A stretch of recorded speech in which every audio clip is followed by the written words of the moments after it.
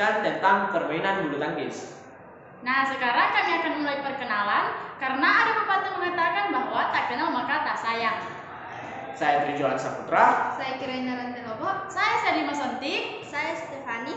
Saya Cynthia Banderara. Dan saya Renal Darulabi. Happy watching! Oke, kita masuk ke dalam bagian yang pertama. Permainan bulu tangkis diperkirakan berasal dari permainan Tionghoa, GMC yang melibatkan penggunaan kop. Hanya saja permainan tersebut dimainkan tanpa raket. Tujuan permainan tersebut adalah menjaga agar kop tidak menyentuh tanah selama mungkin tanpa bantuan tangan. Nah, pada tahun 1934, Indonesia menyelenggarakan sejumlah kejuaraan bulu tangkis di Pulau Jawa yang kebanyakan terpusat di Kota Bandung, Jawa Barat. Perkembangan bulu tangkis yang kian menginisiasi berdirinya organisasi Persatuan Bulu Tangkis Seluruh Indonesia atau PBSI pada tahun 1951 yang menaungi olahraga ini.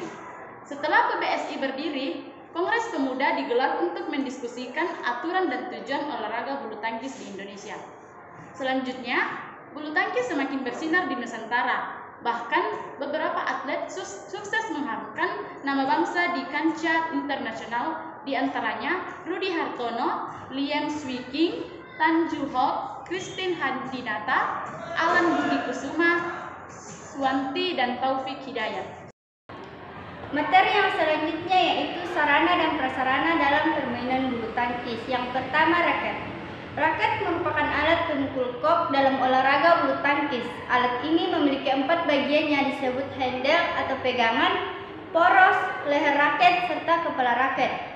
Total panjang frame atau rangka raket tidak boleh melebihi 680 mm, sedangkan ukuran lebarnya adalah 230 mm. Handle berada pada bagian pangkal raket yang berfungsi untuk pegangan pemain, sedangkan pada ujung atau kepala raket juga disebut area senar. Bagian inilah yang digunakan untuk menghantam atau memukul kop.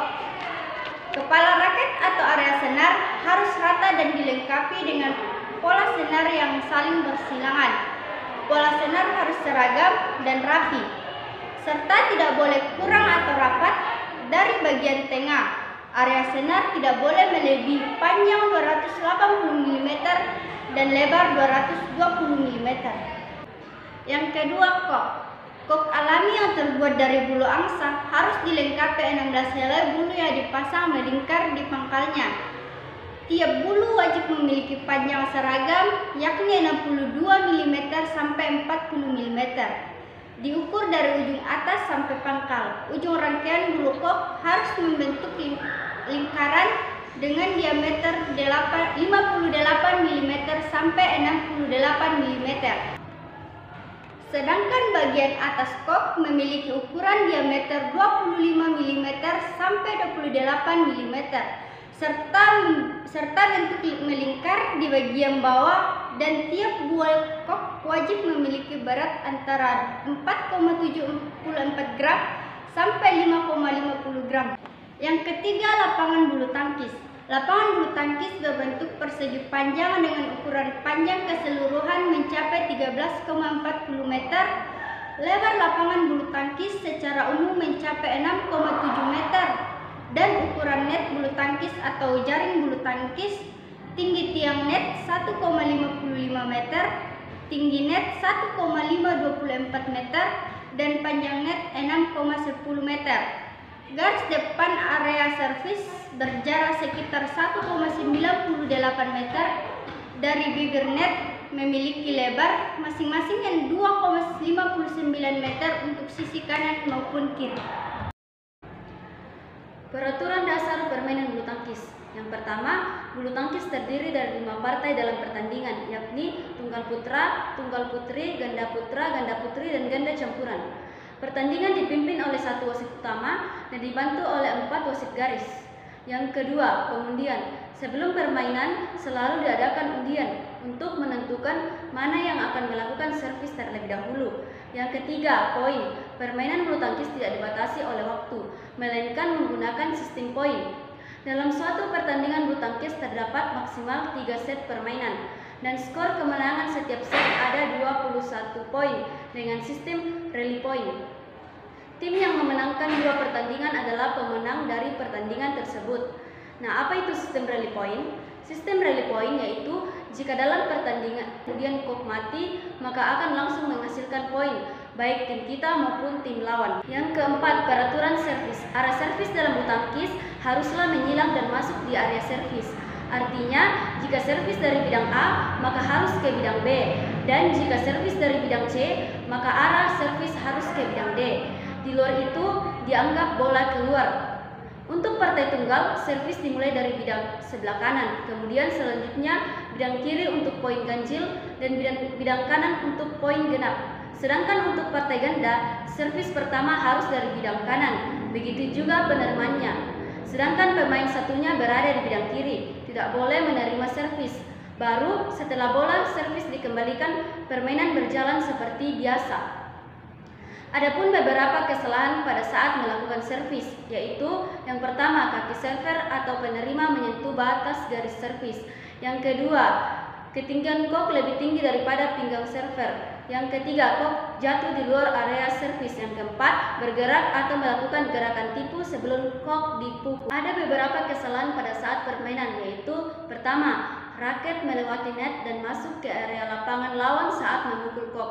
Yang kedua, kok lewat bawah jaring. Yang ketiga, raket menyentuh net atau tiang net. Yang keempat, dengan sengaja mengganggu lawan dalam permainan, baik melalui gestur tubuh maupun teriakan. Kelima, perkenan raket dengan kok tidak pada kepala kok, melainkan di sisi kok. Materi selanjutnya adalah teknik memegang raket atau grip.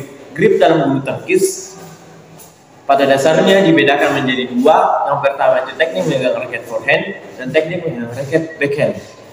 Bila dilakukan bersamaan disebut dengan combination. Yang pertama adalah teknik memegang forehand atau forehand grip. Forehand grip umumnya digunakan untuk membuat pukulan overhead. Genggaman ini digunakan untuk memukul tembakan yang ada di sisi overhead tubuh dan tembakan di sekitar kepala. Yang kedua adalah teknik memegang raket backhand grip. Pada umumnya digunakan untuk memukul tembakan yang ada di sisi punggung tubuh. Kekuatan pada backhand grip terletak di ibu jari, dorongan ibu jari, karena tembakan ini fokus pada pegangan ibu jari.